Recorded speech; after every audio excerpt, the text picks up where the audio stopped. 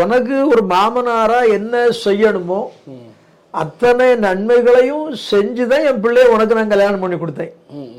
உங்க அப்பா கேட்டது மாதிரி வெறும் பொண்ணை கையை பிடிச்சு உனக்கு கொடுக்கல. நாகர்கோவில்ல கிராண்டா ஒரு மேரேஜ் நான் எடுத்தேன்.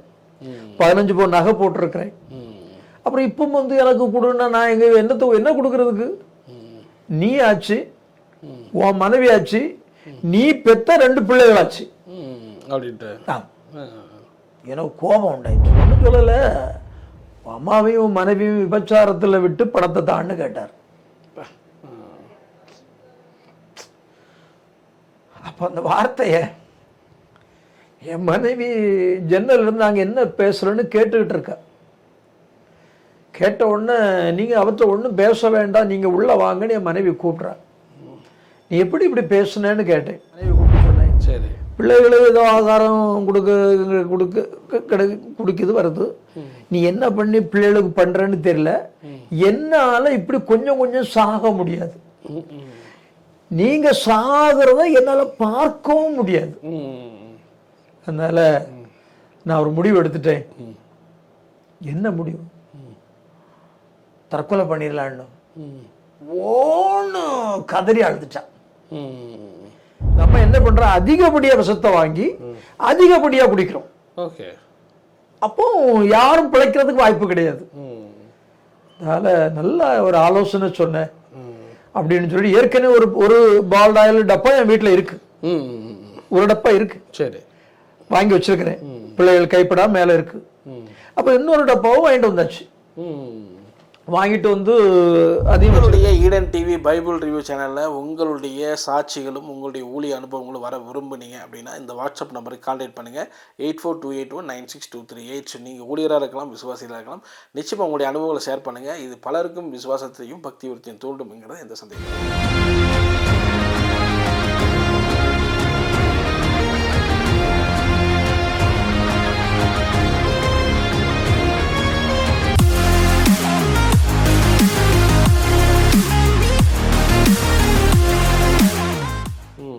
இப்போ இந்த குழந்தைய இப்போ 6 வயசுல கொண்டு வந்திருக்கிறீங்க. இந்த பையன் நடக்க மாட்டான், பேச மாட்டான். 6 வயசுலயுமே நடக்கல அவரு? ஆமா. ஓ, தூக்கிட்டு தான் போவீங்களா? ஆமா. பேசவும் மாட்டாரு? ஆமா, பேசவும் மாட்டான். Okay okay okay okay. அவங்க அம்மா அப்படி கூப்பிடுவான், போய் சீண்டி கூப்பிடுவான், இப்படி இப்படி காமிச்சா தண்ணி கொடுக்கணும். ஆமா, இப்படி காட்டுவான். பாத்ரூம் 2 பாத்ரூம், இது 1 பாத்ரூம். இப்போ ஆக்ஷன் தான் ஒன்று, எல்லாமே ஆக்ஷன். சரி சரி. அதை பார்த்துக்கிட்டு உங்களுக்கு ரொம்ப எனக்கும் மனைவிக்கும் ரொம்ப ஒரு வேதனை. குழந்தை நடக்காது, சப்பானி, ஊமை அப்படின்னு சொல்றாங்க. சரி, எப்படி கொல்ல முடியும்? கருணை கொலைன்னு சொல்லி இன்னைக்கு நான் கேள்விப்படுறேன். நான் அன்னைக்கு எனக்கு திருமணமாகி குழந்தைகள் பிறந்த நிலைமையில அந்த கருணை கொலையெல்லாம் இருக்குதுன்னு எனக்கு தெரியாது. 10 மாசம் சுமந்து கஷ்டப்பட்டு வளர்த்த குழந்தைய எப்படி கொல்ல முடியும்? கொல்றதுக்கு அப்படி யாரும் ஐடியா சொன்னாங்களா உங்களுக்கு?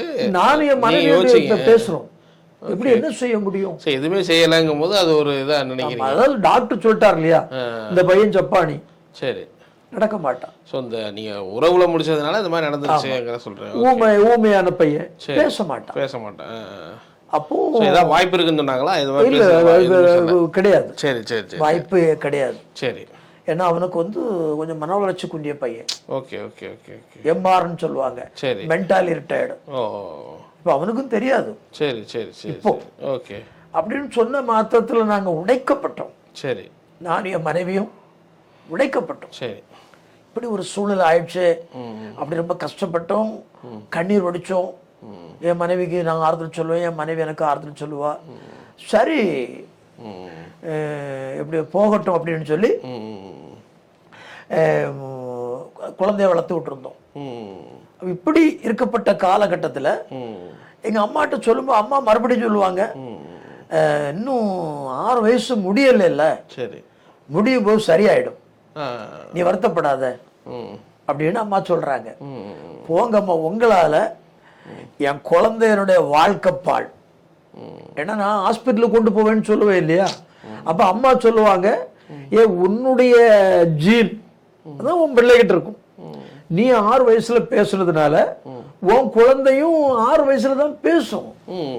நீ கஷ்டப்பட்டு சம்பாதிக்க பணத்தை கொண்டு விருதா கொண்டு ஹாஸ்பிட்டல்ல கொண்டு செலவு செய்யறது எதுக்கு அப்படின்னு சொல்லி அம்மா அந்த ஹாஸ்பிட்டலுக்கு போகக்கூடிய சூழ்நிலையை தடை பண்ணிட்டாங்க. அப்போ இது 2 வயசு 3 வயசு தாண்டி போயிட்டே இருக்கு. அந்த டைம்ல காட்டியிருந்தா ஒருவேளை சரிபடுத்திருக்கலாமோன்னு எனக்கு ஒரு ஆசை. இதனால தள்ளி தள்ளி போய் இங்க வந்துருச்சு. அப்ப நான் இந்த சிச்சுவேஷன்ல ஒரு நிதி நிறுவனத்துல நான் வேலை பார்த்துக்கிட்டு இருக்கிறேன். சரி சரி. உஷோதயம் சிட்ஸ் பிரைவேட் லிமிடெட் அப்படின்னு சொல்லி பூக்கடையில.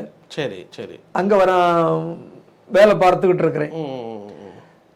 முதல் முறையாட்டு சரி பொதுமக்களுடைய பணத்தை சென்னையில ஒரு பெரிய கம்பெனிக்காரன் இரவோடு இரவா தூக்கிட்டு ஓடிடுறான். இந்த வட்டி குறைஞ்ச வட்டி பணம் கொடுங்க, நான் அதிகப்படியா நான் வட்டி கொடுப்பேன். இப்பயும் நிறைய நடக்குது, இப்பவும் நடந்துகிட்டு இருக்கு. அப்போ அவங்க அறிவிச்சாங்க. ஆனா அந்த காலகட்டத்துல நான் சொல்ல ஒரு 10-30 வருஷத்துக்கு முன்னாடி சரி அவ்வளவான அறிவு இல்லாததுனால ஜனங்க அந்த கம்பெனில கொண்டு ஒரு ஜுவல்லரி அதுல கொண்டு நிறைய பணத்தை இன்வெஸ்ட் பண்ணாங்க. சரி. பல 1000 கோடி பணத்தை எடுத்துட்டு இரவோடு இரவாட்டு கடையும் காலி பண்ணிட்டு போயிட்டாங்க. அப்ப அது எங்களுக்கு பினான்ஸ் ஆபீஸ், எங்களுக்கு வந்து சிட்ஸ் பினான்ஸ் 2 இருக்கு. 2 லட்சம் ரூபாய் 5 லட்சம் ரூபாய் சீட்டு வரைக்கும். மற்றபடி கடன் உங்களுக்கு கடன் வாங்க வருகிறவங்களுக்கு என்ன தகுதி இருக்கிறதோ அதை பொறுத்து கடன் கொடுப்போம். அப்படி உள்ள பினான்ஸ் சிட்டு வச்சு நடத்திட்டு இருக்கோம். அப்ப இந்த சம்பவம் நடந்த மாத்திரத்துல எல்லா சிட் அண்ட் பைனான்ஸ் நடத்திக்கிட்டு இருக்கவங்க முதலாளிகளுக்கு எல்லாம் ஒரு கலக்கும். இனிமேல் யாரும் சீட்டு போட மாட்டாங்க, இன்வெஸ்ட்மெண்ட் பண்ண மாட்டாங்க, இவனும் ஓடிடுவான் அப்படின்னு சொல்லி நினைச்சிருவாங்க. அதனால நம்ம கம்பெனியை க்ளோஸ் பண்ணிடுவோம் அப்படின்ற முடிவுக்கு வந்துட்டாங்க.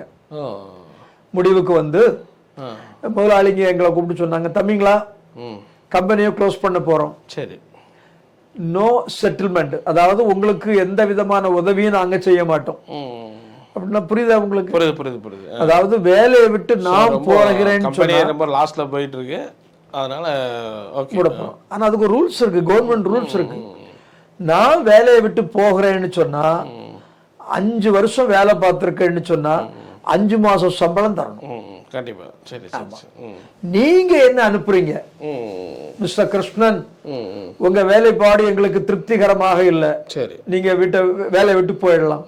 அப்ப 10 மாசம் சம்பளம் நீங்க தரணும். நீங்கள அனுப்புறீங்க, அது கவர்மெண்ட் ரூல்ஸ். ஆனா இவங்க எந்த விதமான சலுகையும் உதவியும் பண்ண மாட்டோம், கேஸ் போடுறீங்கன்னா போடுங்க அப்படின்னு. அப்போ அவங்க எல்லாம் பெரிய பண முதலைகள், அவங்க பக்கத்துல நிக்கிறவருக்கே நமக்கு தகுதி கிடையாது. அப்ப அவங்களை எதிர்த்து வழக்கு போட்டு வழக்காடுறதுக்கு நம்மகிட்ட எது பணம்? நம்ம வாங்குற சம்பளம் வாய்க்கும் கைக்கும் சரின்னு சொல்லுவாங்க, சென்னையில சொல்லுவாங்க. என்ன சம்பளம், என்ன சம்பளம் வாய்க்கும் கைக்கும் சரியா இருக்கும்னு சொல்லுவாங்க. அப்ப இதுல வழக்கு எங்க போட முடியும்? சரின்னு சொல்லிட்டு கடைசி அவங்களும் வழக்கு போடல. ஏன்னா வக்கீலை பார்த்தா அன்னைக்கே 5000 ரூபாய் கேட்டாங்க, எப்படி கொடுக்க முடியும்? அதனால ஒன்றும் பண்ண முடியாது அப்படின்னு சொல்லி அதுலதான் போராட்டங்கள் ஆரம்பிச்சிட்டு. அப்ப நான் உடனே எங்களுக்கு கம்பெனியை உங்களுக்கு வேலை இல்லாம போகுது, எங்களுக்கு டைம் கொடுத்து நிறுத்துறாங்க. நிறுத்திக்கிட்டு நான் வீட்டுக்கு வருகிறேன். வந்து அழுத உடனே மனைவி சொல்றாப்புல, இதுக்கு போய் ஏன் இவ்வளவு ஆர்ப்பாட்டம், நீங்க ஒரு நல்ல மனுஷன் சொல்றீங்க, வேலை போயிடுச்சுன்னு சொன்னேன், அழுறேன். சரி, உடனே ஏன் அழுறீங்கன்னு, இன்னைக்கு சம்பளம் வாங்கி போன மாதத்துக்குள்ள செலவெல்லாம் கொடுத்துருவோம், கண்ணை மூடி கண்ணை திறக்குன்னு வீட்டு வாடகை வந்துடுமே, மளிகை ஜாமான் இருந்தால் தானே சாப்பாடு ஆக்க முடியும், சீசன் டிக்கெட் எடுத்தா தானே ட்ரெயின்ல போக முடியும், என்ன பண்ண முடியும்? நீங்க எல்லாத்தையும் நல்லா பழகுறீங்க, எவ்வளவு ஆள் பழக்கம் உங்களுக்கு இருக்குது, ஒரு வேலை பார்க்க முடியாதா? ஏமா எதையாவது ஒரு வேலையை பார்க்க முடியாது, திருப்பி கொஞ்சம் நல்ல வேலையா பார்க்கணும். சரி வருத்தப்படாதீங்க, வேலை கிடைக்கும் அப்படின்னு சொன்ன உடனே விட்டுட்டேன். விட்டுட்டு ஒரு 2 நாள் வருஷம் ஃபுல்லாக உழைச்சாச்சு இல்லையா, ஒரு 2 நாள் வீட்டில் அப்படியே ரெஸ்ட் எடுத்துட்டு மறுபடி வேலை தேடி போகிறேன். சரி. சென்னைக்கு போனால் ஒரு இடமும் வேலை இல்லை. என்ன பிரச்சனைனா, நான் வேலையை விட்டு நிற்கும்போது 7,000 ரூபாய் எனக்கு சம்பளம். சரி. அப்புறம் டெய்லி 50 ரூபாய் 70 ரூபாய் பேட்டா, அதை வீக்லி வாங்கிடுவேன். சரி. வீக்லி வாங்கி ஏதாவது வீட்டுக்கு தான் வாங்கிட்டு போவேன். ஓகே. அப்போ இப்படி இருக்கப்பட்ட நிலைமையில போகும்போது சொல்கிறாங்க 800 ரூபாய் சம்பளம் தரேன்றாங்க. ஓ 7,000 ரூபாய் சம்பளம் எங்கேயா இருக்கு? 800 rupees 1000 rupees. எனக்கு உலகமே இருண்டது போல் ஆயிடுச்சு. ஏன்னா ஆரம்பத்தில் 1000 ரூபா வாங்கினீங்க ஒரு சம்பளம் இல்லை, அந்த ரேஞ்சுக்கு வந்துருச்சு. ஆமாம். Okay okay. இது என்ன அப்படின்னு கேட்டால் 6,000 7,000 தரலாம். உங்களுடைய தகுதி, உங்களுடைய குணாதிசயம் எதுவும் தெரியாம சம்பளத்தை வாரி தந்துட்டு 10 நாளையில நீ பாட்டுக்கு போயிட்டேன்னா மாசம் வேலையை பாரு, அப்புறம் திறமையை பார்த்து கொடுக்குறோம் அப்படின்னு. திறமையை பார்த்து கொடுக்கறதுக்கு நான் குடும்பம் நடத்த வேண்டாமா? எனக்கு 2 குழந்தைங்க இருக்கு. சரி சரி. அதனால அந்த ஆள் என்கிட்ட கேட்கிறாரு, நல்ல வேலை இல்லாம யாரையா உன்னை கல்யாணம் பண்ண சொன்னது? ஒரு வயசான ஆளு. யோ 1000 ரூபாய் சம்பளத்துல குழந்தைக்கு பால் டின் வாங்க முடியாதுன்னு சொல்ற. அந்த உணர்வு இருக்கிற உனக்கு நல்ல வேலை இல்லாம நல்ல வருமானம் இல்லாம கல்யாணம் பண்ணக்கூடாதுன்ற அறிவு உனக்கு இருந்ததா? அப்ப நான் நினைச்சு பார்க்கிறேன், ஒரு இன்டர்வியூல இப்படி எல்லாமா கேட்பாங்க அப்படின்னு ரொம்ப வருத்தப்பட்டேன். இப்படி அலைஞ்சு பார்த்து கிடைக்கல. இப்படி 1 நாள் 2 நாள் அல்ல, 1.25 வருஷம் சென்னை பட்டணத்தில் உள்ள தெருவா அலைஞ்ச தெருநாயை போல. சென்னை சிட்டியில ரவுண்ட் சுற்றி உள்ள சுற்று வட்டாரத்துல என் கால் படாத இடமே கிடையாது. எல்லா இடத்துலயும் சுகத்துல வீசுற பந்து திரும்பி வர்றது போல. சம்பளம் இவ்வளவுதான், சம்பளம் இவ்வளவுதான். அப்ப நான் சம்பளம் வாங்கியும் கடன்காரனா மாற முடியாது இல்லையா? நான் வாங்குற சம்பளம் வீட்டு வாடகை, ரொம்ப ஆடம்பரமா சாப்பிட வேண்டாம், ஓரளவு சாப்பாடு, சீசன் டிக்கெட்டு, பால்காரருக்கு, துணிகாரருக்கு, செலவுகாரருக்கு, செலவுன்னு சொல்லுவாங்க அங்க. அப்ப அதுக்கும் இல்லாம 1000 ரூபாய் சம்பளத்தை வாங்கிக்கிட்டு நான் கடன் எங்க போய் வாங்குறதுக்கு கஷ்டம் ஆயிடும் கண்டிப்பா அப்படின்னு சொல்லி போய்கிட்டு இருந்தேன். அதற்கு முன்னாடி ஒரு சம்பவத்தை நான் உங்ககிட்ட சொல்ல விட்டுட்டேன். இந்த ஃபைனான்ஸில் ஒர்க் பண்ணிக்கிட்டு இருந்தேன் இல்லையா, அப்போ இப்பவும் அந்த கடை இருக்கு, ஜான்சன் கார்பெட். சரி. அந்த ஜெயலலிதா வீடு போற அந்த வழியில இருக்கு, பக்கத்துல இல்ல, on the way, boys garden சொல்றீங்க, அந்த ரோட்ல. சரி சரி சரி. அப்போ அந்த மேனேஜர் வந்து ரொம்ப அன்பா இருப்பாரு, வாங்க போகணும்னு பேசுவாரு. நான் சாதாரண பில் கலெக்டர், ஏன்னா அந்த அளவு நேர்த்தியா இருப்பேன். சரி. ஷூ போட்டு இன் பண்ணி ஒரு எக்ஸிக்யூட்டிவ் பேக் இருக்கும். யாரும் என்ன வாப்பா பாப்பான்னு என்னைய கூப்பிட மாட்டாங்க, வாங்க இருங்க அப்படி. ஏன்னா அந்த அளவு பர்ஃபெக்டா இருப்பேன். அப்ப அவர் சொன்னாரு, சார் உங்களுக்கு இருக்கப்பட்ட திறமைக்கு நீங்க இப்படி பில்லை கிழிச்சுக்கிட்டு அலையிறத விட ஒரு 10,000 ரூபாய் நீங்க பார்த்தாங்க, நான் கொஞ்சம் உங்களுக்கு பணம் கொடுக்குறேன், ஒரு தொழில் ஒன்று ஆரம்பிச்சு தரேன், எப்படியாவது உங்க கேரக்டருக்கு நீங்க பெரிய ஆளாயிருவீங்க அப்படின்னு சொன்ன உடனே எனக்கு வேண்டப்பட்ட ஒரு நபற்ற ஒரு 18,000 ரூபாய் கடன் வாங்கி நான் அவற்றை கொண்டு கொடுத்து 17,000 ரூபாய் கடன் வாங்கி அவற்றை கொண்டு கொடுத்து அவர் ஒரு 10,000 ரூபாய் போட்டு, என்ன வியாபாரம்னா 5 ஸ்டார் ஹோட்டல் இருக்கு இல்லையா, அதுலலாம் ரூம்ல ஸ்ப்ரே பண்ணுவாங்க. சரி. அந்த ஸ்ப்ரே வந்து 200 ml 250 100 200 அப்படிதான் வந்துட்டு இருந்தது அந்த காலகட்டத்தில். இவர் பாம்பேல இருந்து இறக்குமதி பண்ணி லிட்டர் கணக்குல நிறைய ஃப்ளேவர் இருக்கு, அந்த ஃப்ளேவரை வாங்கி நமக்கு சேல் பண்ண நல்லா கொஞ்ச காலத்துல பெரிய ஆள் ஆயிடலாம்னு சொல்லி அந்த பிசினஸ் ஆரம்பிச்சேன். சரி.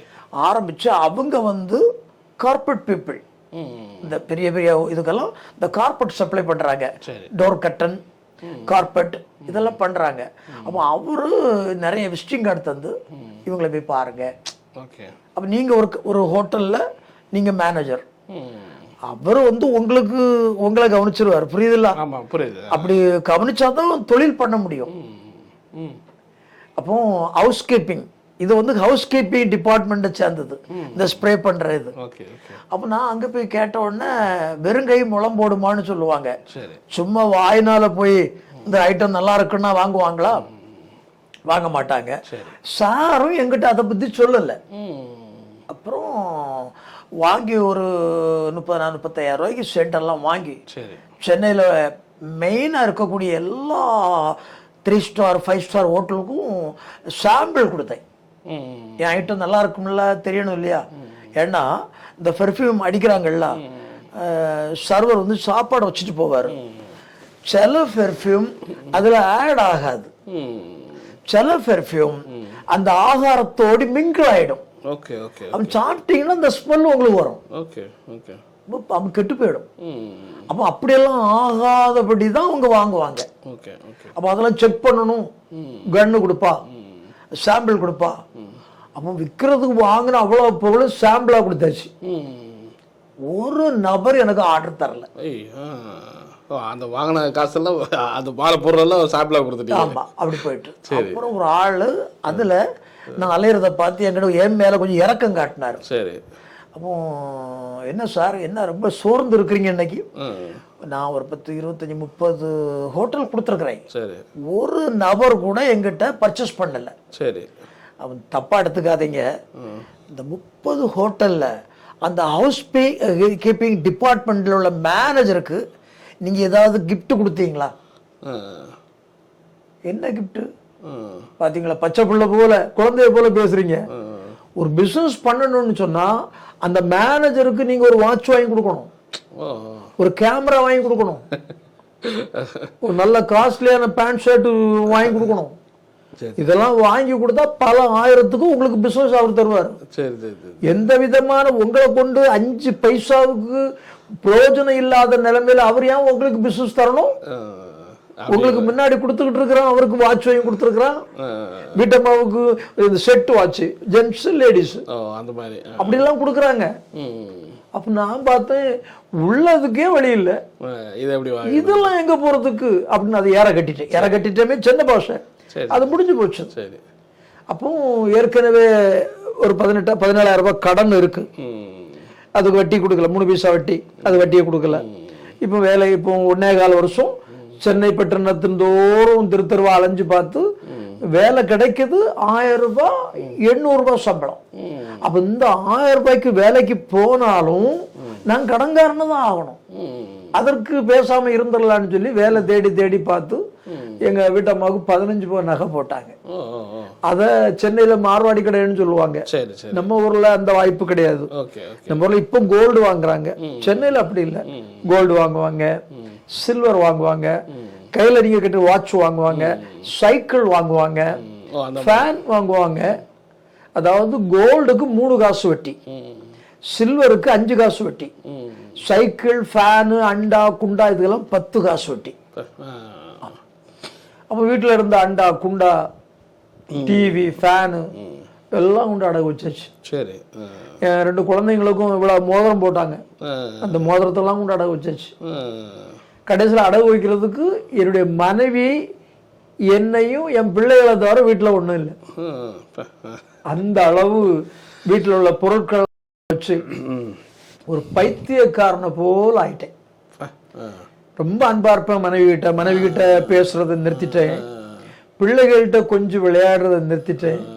உங்களுக்கு வேலை இல்லை, அந்த அடமானம் வச்சு எல்லா காசையும் அந்த அடமானம் 10,000, 15,000, 20,000 எவ்வளவு இந்த ஆண்டு 10 வருஷம் 5 வருஷமா சாப்பிட முடியும் சென்னையில? முடியாது.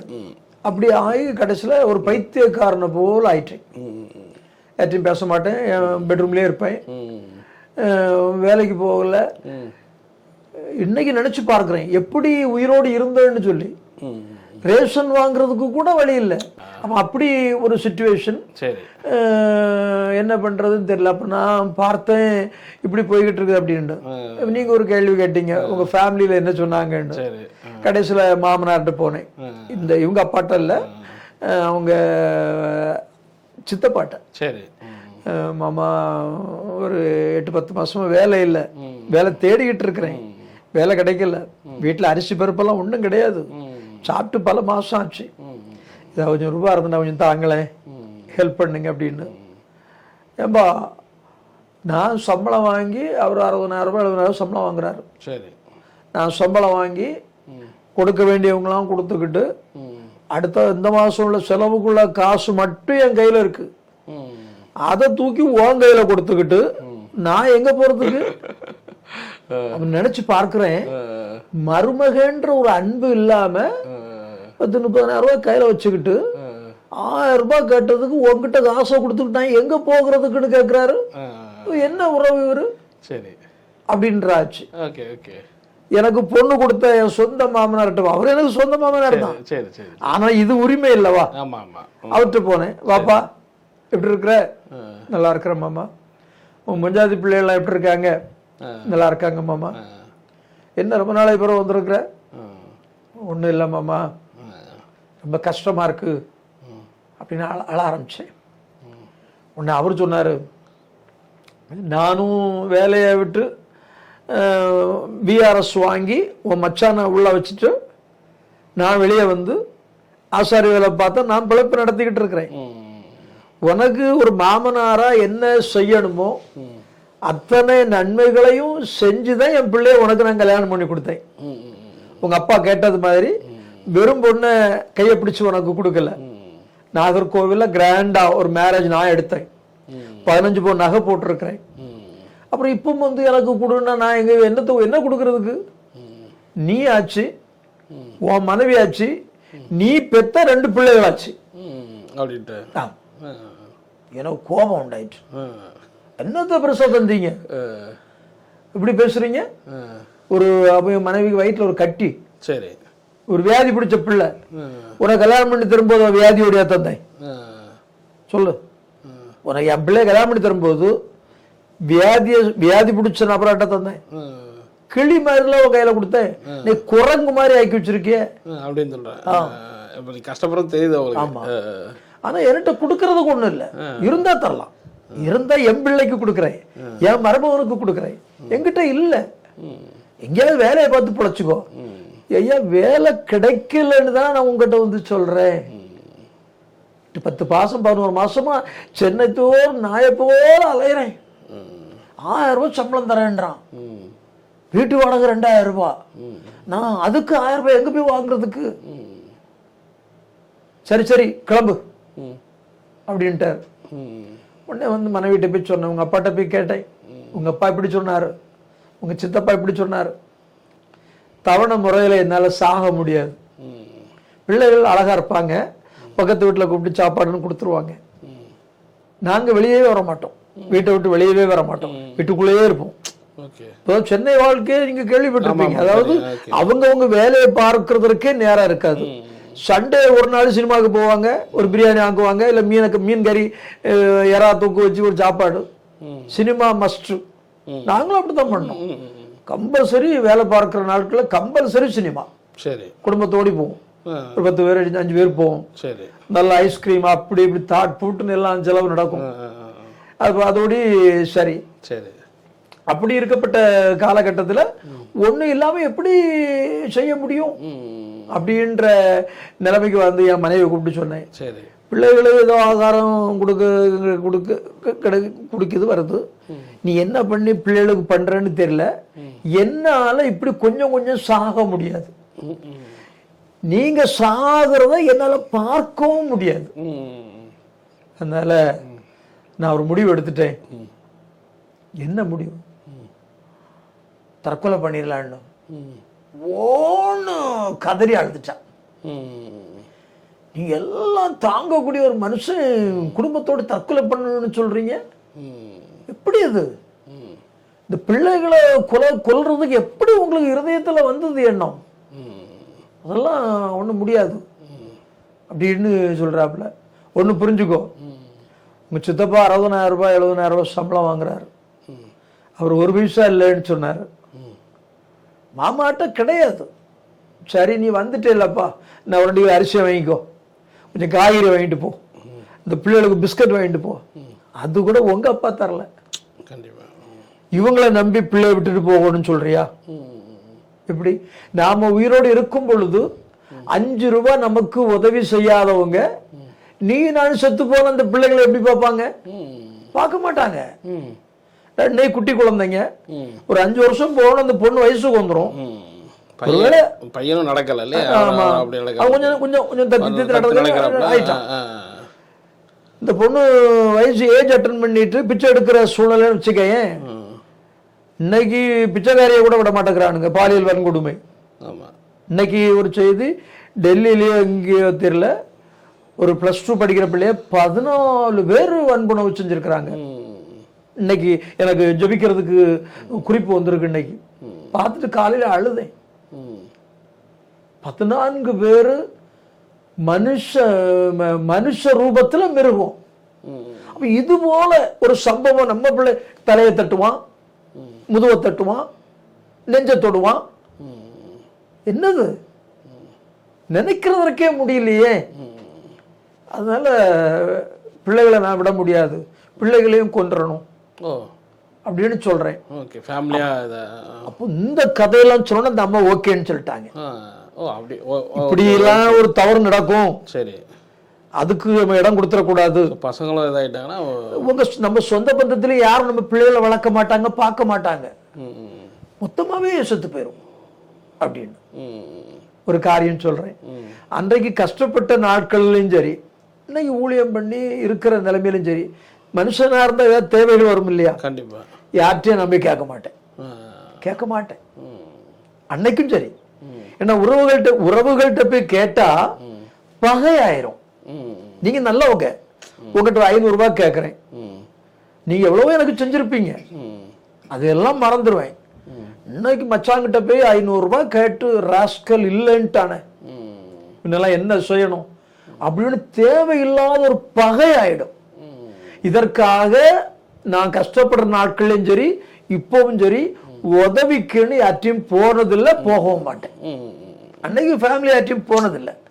ஆனபடினால தற்கொலை பண்ணிடலான்னு சொல்லியாச்சு. அவன் ஓகேன்னு சொல்லிட்டான். இது பேசி அடுத்த நாள் காலை என் வீட்டுக்கு பத்திரிக்கை வந்துகிட்டு இருக்கு. இந்த லட்சணத்துல இந்த பத்திரிகை செய்தியை பார்த்தா சேலத்துல இருந்து ஈரோட்ல இருந்து சென்னைக்கு வந்திருக்காங்க. ஒரு ரூம் எடுத்து கணவன் மனைவி ஒரு ஆண் பிள்ளை ஒரு பெண் பிள்ளை 4 பேரும் பாய்ச்சல் அடிச்சுட்டாங்க. அப்படியே நியூஸ்ல வருது, பேப்பர்ல போட்டு. Okay okay. அந்த அம்மா அந்த பெண்ணும் அந்த பெண்ணோட மகளும் இறந்துட்டாங்க. அந்த குடும்ப தலைவரும் மகனும் பிழைச்சுக்கிட்டாங்க. அந்த மாதிரி. ஆமா. அப்போ அவர் பேட்டி கொடுக்கிறாரு, என் மனைவி இல்லாத என் மகள் இல்லாத ஒரு வாழ்க்கையை நினைச்சு பார்க்க எனக்கு முடியல. இவ்வளவு நாளும் இன்ப துன்பத்துல என் கூடவே இருந்த மனைவி இல்லாம நான் உலகத்துல வாழ முடியாது, என்ன விஷ ஊசி போட்டு கொல்லுங்கன்னு அவர் பேட்டி கொடுக்கிறாரு. அதுல மனைவி கிட்ட சொன்னேன், நம்ம சாகணும்னு முடிவு பண்ணிட்டோம். அங்க ஒரு ஃபேமிலி நேரத்துக்கு பாய்சன் அடிச்சிருக்காங்க, விஷம் குடிச்சிருக்காங்க. அந்த அம்மாவும் ஒரு பொம்பளை பிள்ளையும் செத்து போச்சு. அந்த ஆம்பளையும் அந்த அவருக்கு மகனும் பிழைச்சுக்கிட்டாங்க. அப்படி ஒண்ணு நம்ம குடும்பத்துல நான் பிழைச்சு இல்ல நீ பிழைச்சு என்ன ஆகும்? அப்ப இது தற்கொலை ஒரு பெரிய சவாலெல்லாம் இருக்கு அப்படின்னு நான் சொல்றேன். அப்ப என்ன பண்ணலாம்? எங்க வீட்டு பக்கத்துல தண்டவாளம், அந்த மெயின் ட்ராக் பக்கத்துல எங்க வீடு. ட்ராக் பக்கத்துலன்னா ஒரு ஒரு 200 அடி நடந்தா போதும். தண்டவாளத்துல போய் தலையை வச்சிடலாமா? உடனே என் வீட்டம்மா கேக்குறாங்க, யாரு முதல்ல தலையை வைப்பாங்க? அதாவது மரணம் தான், அதுலயும் அந்த சாகுதற்கு ஒரு பயம் இருக்கும் இல்லையா? அது முடியாது. நீங்க முதல்ல படுத்தீங்கன்னா எனக்கு அதை பார்க்க முடியாது. பிள்ளைகளை வச்சோம்னா அது நமக்கு முடியாது, அது ஆகாது, தூக்கு போட்டுரும் அப்படின்னு சொல்றாப்புல. தூக்கு போட்டா சொல்லுவாங்க நாக்கெல்லாம் வெளியே வந்துடும், கண்ணு வெளியே வந்துடும், இந்த சைடெல்லாம் பரண்டி விட்டுருவாங்க. அதே பற்றி உங்களுக்கு கவலைப்படுறீங்க, சாகத்தர போறீங்க. அப்ப நாக்கு வெளியே வந்தா கண்ணு வெளியே வந்தா என்ன அப்படின்னாச்சு. இல்லம்மா அது எனக்கு வேண்டாம், கஷ்டப்படாம சாகணும், வெளியே சொல்லாதீங்க, சிரிப்பாங்க. சரி இரு, எவ்வளவோ காரியங்கள் இருக்குது அப்படின்னு சொன்ன அந்த அம்மா ஒரு ஆலோசனை சொன்னா. எனக்கு ஒரு ஆலோசனை வந்துட்டு, சரி அதாவது விஷத்தை கொஞ்சம் குடிச்சாதான் அந்த ஐயா பிழைச்சுக்கிட்டார். நம்ம என்ன பண்றோம், அதிகப்படியா விஷத்தை வாங்கி அதிகப்படியா குடிக்கிறோம். ஓகே, அப்போ யாரும் பிழைக்கிறதுக்கு வாய்ப்பு கிடையாது. அதனால நல்ல ஒரு ஆலோசனை சொன்னேன் அப்படின்னு சொல்லி ஏற்கனவே ஒரு பால்ட் ஆயில் டப்பா என் வீட்டில் இருக்கு. ஒரு டப்பா இருக்கு, சரி, வாங்கி வச்சிருக்கிறேன். பிள்ளைகள் கைப்படா மேல இருக்கு. அப்ப இன்னொரு டப்பாவும் வாங்கிட்டு வந்தாச்சு. வாங்கிட்டு வந்து அதையும் வச்சிருக்கிறேன். வச்சுக்கிட்டு எப்படி இது என்னைக்கு நிறைவேற்றலாம், நல்ல நாள் பார்ப்போம்னு சொல்லுவாங்க இல்லையா, அப்ப சாகிறதுக்கு நாங்க நல்ல நாள் பார்த்துக்கிட்டு இருக்கிறோம். அப்படி இருந்துட்டு அப்படி விஷத்தை வாங்கி வச்சுட்டு என்னைக்கு சாப்பிடலாம் கொள்ளலாம்னு சொல்லி அப்படி முடிவு பண்ணிட்டு இருக்க இடத்துல ஒரு லெட்டர் எழுதும் முதல்ல அப்படின்னு சொல்லி காவல்துறைக்கு ஒரு கடிதம். சரி, எங்களுடைய மரணத்திற்கு ஹவுஸ் ஓனரோ வீட்டுக்காரனை போய் பிடிச்சிருவான், நீ என்ன டார்ச்சர் பண்றேன்னு. அப்புறம் அவரை போட்டு ஏன் அந்த தொந்தரவு பண்ணணும் அப்படின்னு சொல்லி வீட்டு ஓனரோ, என்னுடைய மாமனார் மாமியாரோ, என்னுடைய மைத்துனரோ, என்னுடைய உறவுகளோ, என்னுடைய அம்மா அப்பாவோ, என்னுடைய உடன்பிறப்புகளோ யாரும் காரணம் அல்ல. எனக்கு வேலை இல்லை, வேலை இல்லாத கணவன், ஊமையான மகன், வியாதி பிடித்த மனைவி, இவங்களெல்லாம் என்னால மெயின்டைன் பண்ண முடியல. ஆனபடினால நாங்க குடும்பமா தற்கொலை பண்றோம், தயவு பண்ணி யாரையும் தொந்தரவு பண்ணாதீங்க, இது எங்க சொந்த விருப்பம் அப்படின்னு லெட்டர் எழுதியாச்சு. எழுதிட்டீங்க? ஆமா, லெட்டர். அந்த நேரத்துல உங்களுக்கு ஊர்ல நல்ல ஹோட்டல் ஓடிக்கிட்டு இருக்குல்ல, அப்பாவுடைய ஹோட்டல் ஓடிக்கிட்டு இருக்குல்ல, அப்படியே ஊருக்கு வந்துடலாம் அப்படி யோசிக்கலையா? ஊருக்கு வர்றதுக்குன்னா நீங்க நல்லா கேக்குறீங்க சார். அதாவது ஊர்ல நாங்க ஹோட்டல் வச்சிருந்தோம் இல்லையா, என்னுடைய அப்பாவுடைய தம்பி அப்புறம் கொஞ்ச நாள் தனியா ஹோட்டல் வச்சுட்டாரு. ஓ, அவர் தனியா பிரிச்சுட்டாரா? தனியா பிரிச்சு வச்சுட்டாரு. ஏன்னா அவர் எக்ஸ்பீரியன்ஸ்ல தான் வச்சீங்க. 2 ஹோட்டலுமே நல்ல ஜேஜேன்னு போய்கிட்டு இருக்கு. சரி சரி சரி. அப்ப அந்த நாட்கள்ல என்னுடைய சித்தப்பா வீட்டுல உள்ள 2 பிள்ளைங்க சரி லவ் பண்ணி வீட்டை விட்டு போயிடுறாங்க. Okay okay okay. அது வந்து என்னால தாங்க முடியாத ஒரு பிரச்சனை ஆயிடுச்சு, ரொம்ப அவமானம். சரி. அதற்கு இடையில நாங்க அங்க சென்னையில ஒர்க் பண்ணிட்டு இருக்கும்போது அம்மா அப்பாவும் நான் சென்னைக்கு அழைச்சிட்டேன். ஓ, அங்க வந்துட்டாங்களா? ஆமா, அவங்களுக்கு முடியாது, அவங்களால முடியல. சரி சரி. அப்ப வயசான காலத்துல அவங்கள கஷ்டப்படுத்திக்கிட்டு எதுக்கு இருக்கணும், நீங்க சென்னைக்கு வாங்கன்னு சொல்லி அவங்க இங்க இருந்து எல்லாம் ஷிஃப்ட் பண்ணி சென்னைக்கு வந்துட்டாங்க. சென்னையில வந்து உழைச்சவங்க சும்மா இருக்க முடியாது இல்லையா, அங்கேயே வந்து ஒரு டிஃபன் சென்டர் ஆரம்பிச்சாங்க.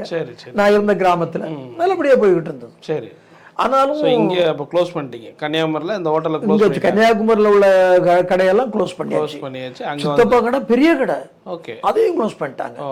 கொட்டாரத்துல இருந்து க்ளோஸ் பண்ணி சரி இங்க இந்த 6 கிலோமீட்டர்ல அழகப்பபுரம்னு ஒரு ஊர் இருக்கு, அங்க போய் அவங்க ஹோட்டல்ல போட்டேன். ஏன்னா அவங்களுக்கு பெரிய அவமானம், இந்த லவ் பண்ணிட்டு போனதுனால அது அவங்களால ஜீரணிக்க முடியல. ஓகே. அப்ப அம்மா அப்பா வந்து அங்க சென்னையில சித்தப்பா வந்து இங்க இருக்கிறார். சரி, ஓகே.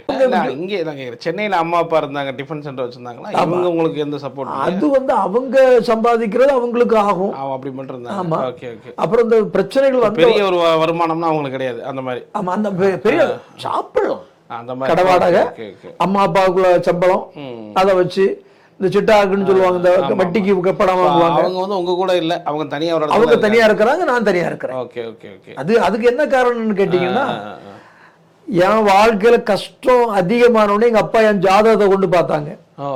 சரி.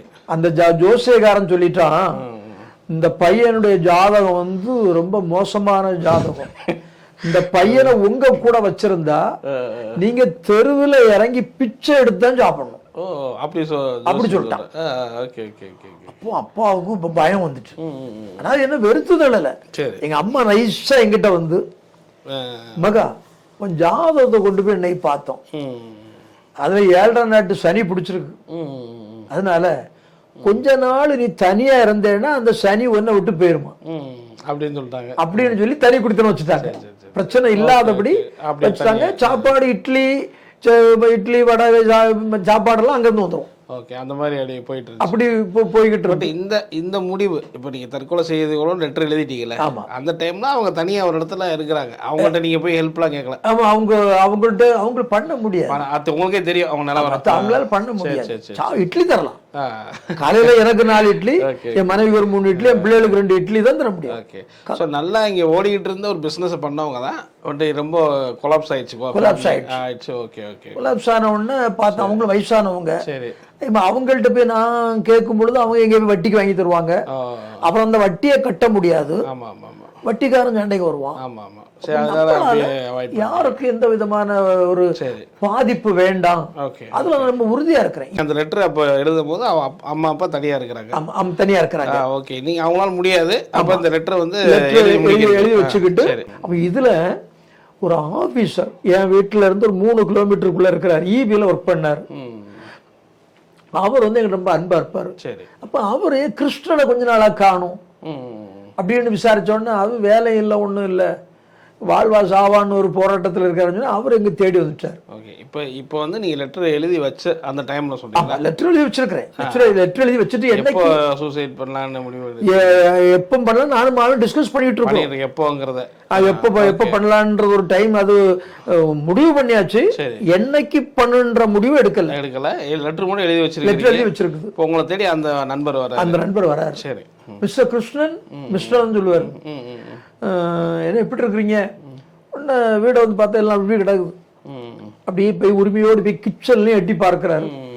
சமையல் பண்ண சுவடே தெரியல. நீங்கள எப்படி உயிரோடு இருக்கிறீங்க அப்படி என்கிட்ட கேட்கிறாரு. சரி. இந்த பிள்ளைங்களுக்கு கன்னத்தை தடவுறாரு. இந்த பிஞ்செல்லாம் எப்படி இருக்குது அப்படின்னு சொன்ன மாத்திரத்துல என் கண்ணில் கண்ணீர் அப்படியே கட்டுது. என்ன சார் நாங்களாம் செத்தா போயிட்டோம், சொல்லிருக்கலாம்ல, ஒரு உதவி கேட்டிருக்கலாம் இல்லையா, ஏதாவது நாங்கள் பண்ணியிருப்போம் இல்லையா. அவங்கவுங்க குடும்பத்தை பார்க்கறதுக்கே முடியாத வேளையில என்னுடைய சுமையும் உங்களுக்கா?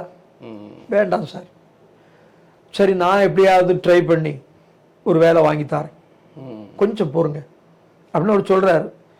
என் இருதயத்துக்குள்ள நினைக்கிறேன், இன்னும் டேட்டு ஃபிக்ஸ் பண்ணல, 4-5 நாள்ல சாக போறோம். இவர் வந்து எனக்கு வேலை வாங்கி தரேன்னு சொல்றாரு.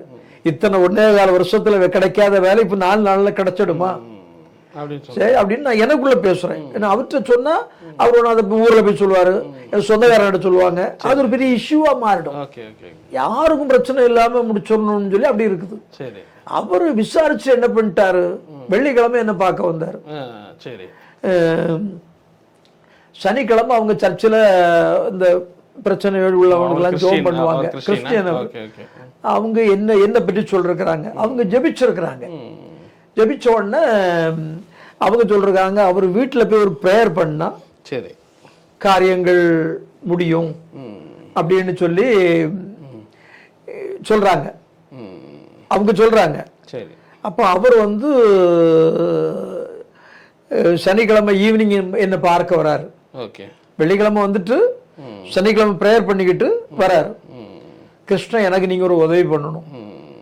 நான் இருதயத்தில் நினைக்கிறேன், வெறும் பையன், நம்ம வெறும் பையன், இங்க வெறும் பையன், இந்த ஊர்ல கன்னியாகுமரி பாஷை வெறும் பையன், சென்னை பாஷை வெறும் பையன்.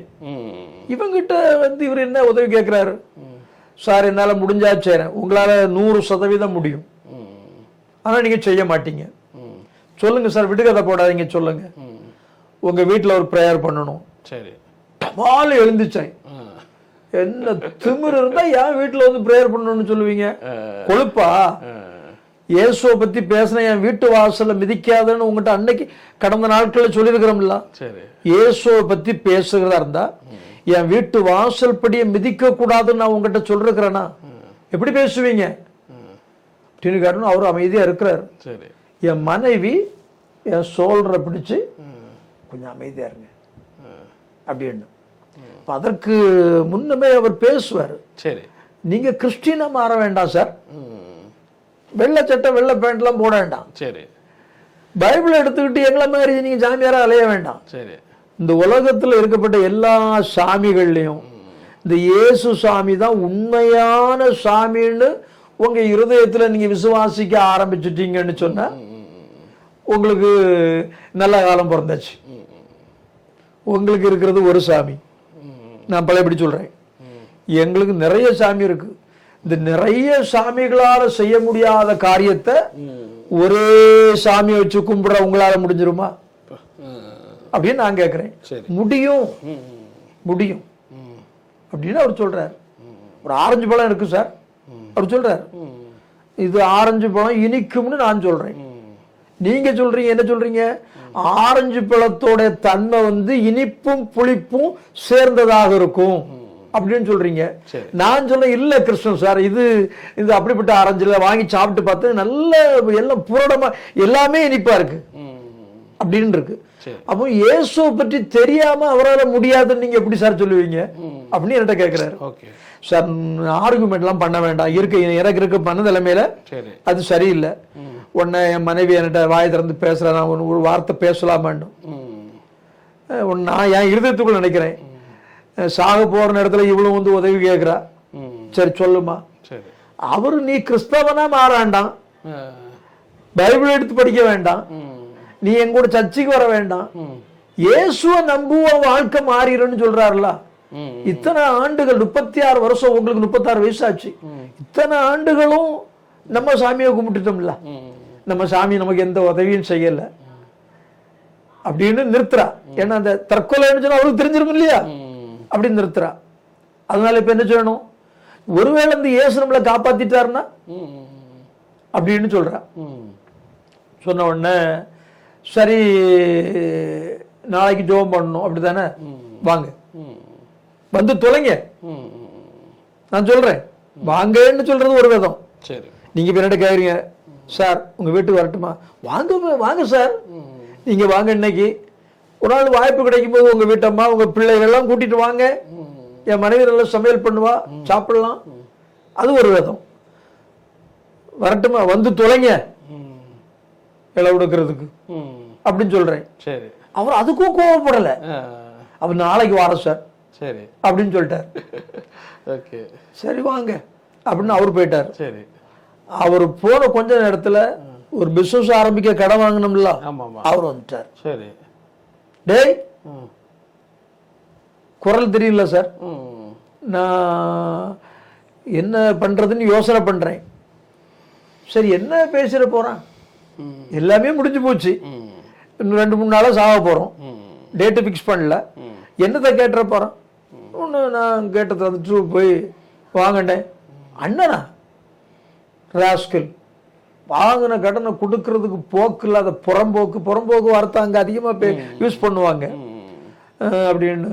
அண்ணே நான் கன்னியாகுமரிக்காரன், ஏமாற்ற மாட்டேன், உண்மையாக வேலை இல்லை, ஏதாவது வித்து எடுத்து உங்களுக்கு ஏதாவது வட்டி குட்டி எதாவது தரலான்னா என் வீட்டில் ஒன்றுமே கிடையாது, வந்து பாருங்க, நான் என்கிட்ட இருந்த பணம் எல்லாம் போச்சு, வேலைக்கு போனால் 1000 ரூபாய் சம்பளம் தரேன்றான், என்ன பண்ண சொல்றீங்க அப்படின்னு கேட்குறேன். அப்போ நான் வேலை வாங்கி தந்தா செய்வியா? செய்கிறேன்னே, வேலை வாங்கித்தாங்க, எந்த கடினமான வேலையாக இருந்தாலும் நான் செய்யறதுக்கு ஆயத்தமாக இருக்கிறேன் அப்படின்னு சொல்லி அவங்க கிட்ட சொன்னேன். அவர் ஒன்றும் சொல்லலை, அம்மாவையும் மனைவியும் விபச்சாரத்தில் விட்டு பணத்தை தான்னு கேட்டார். அப்போ அந்த வார்த்தைய என் மனைவி ஜன்னல் இருந்து நாங்கள் என்ன பேசுறோன்னு கேட்டுக்கிட்டு இருக்க. கேட்ட உடனே நீங்க அவற்றை ஒன்றும் பேச வேண்டாம், நீங்க உள்ள வாங்கன்னு என் மனைவி கூப்பிட்றா. நீ எப்படி இப்படி பேசுனேன்னு கேட்டேன். நீ பணத்தை கொடுக்காத உனக்கு எப்படிடா கோபம் வரும்? உனக்கு சூடு சொரணை இருக்கிறவனுக்கு தான் கோபம் வரணும், உனக்கு தான் அதெல்லாம் இல்லையே. உனக்கு கடன் கொடுத்து என் பொண்டாட்டி கொடுக்காதன்னு சொன்ன அந்த ராஸ்கலுக்கு கொடுத்த, என் பொண்டாட்டி சண்டை போட்டு என்ன விட்டு போயிட்டா, அன்னைக்கு 1 மாதம் ஆச்சு, நான் பிள்ளைகளை வச்சு கஷ்டப்பட்டுக்கிட்டு இருக்கிறேன், அதுபோல் நீ கஷ்டப்படணும். நான் அப்படின்னால இன்னையிலிருந்து எண்ணி 30 நாள் உனக்கு டைம், பணம் தரலன்னா உன்னை ஆளை வச்சு உன்னை கொலை பண்ணிடுவேன், உன் மனைவியும் உன் பிள்ளைகளும் ஸ்டேஷனில் இந்த ரயில்வே ஸ்டேஷனில் பிச்சை எடுத்து தெரியுதா கண்ணால் பார்க்கணும் அப்படின்னு சொல்லிட்டார்.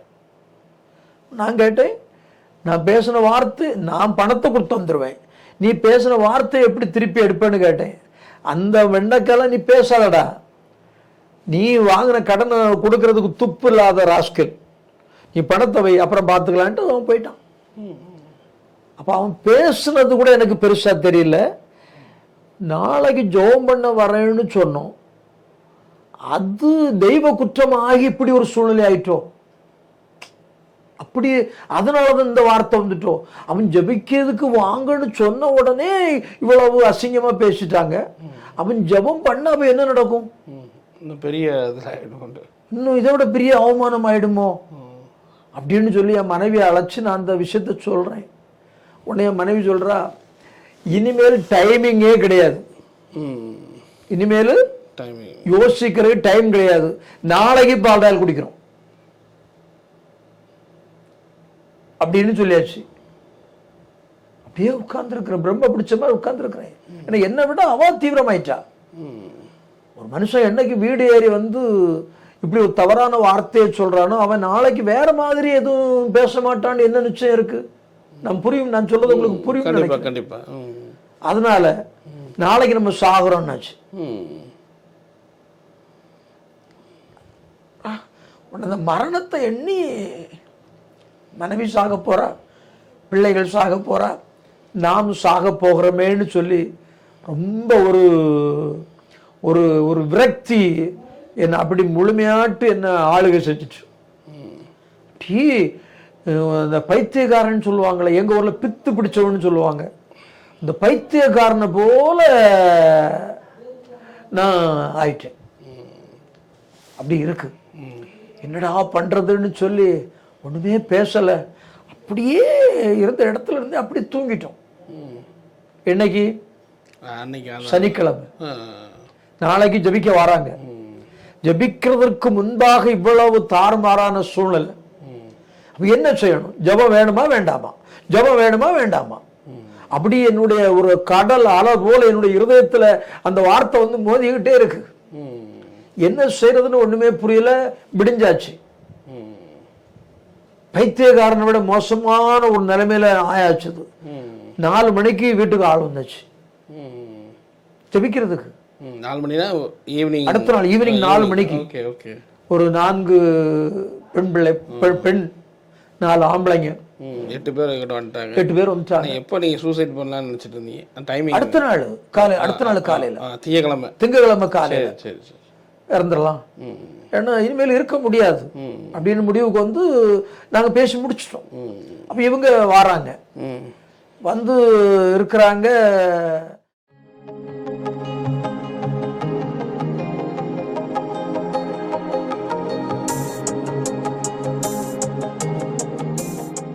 சாட்சிகளும் உங்களுடைய ஊழிய அனுபவங்களும் வர விரும்புனீங்க அப்படின்னா இந்த வாட்ஸ்அப் நம்பருக்கு கான்டாக்ட் பண்ணுங்கள்.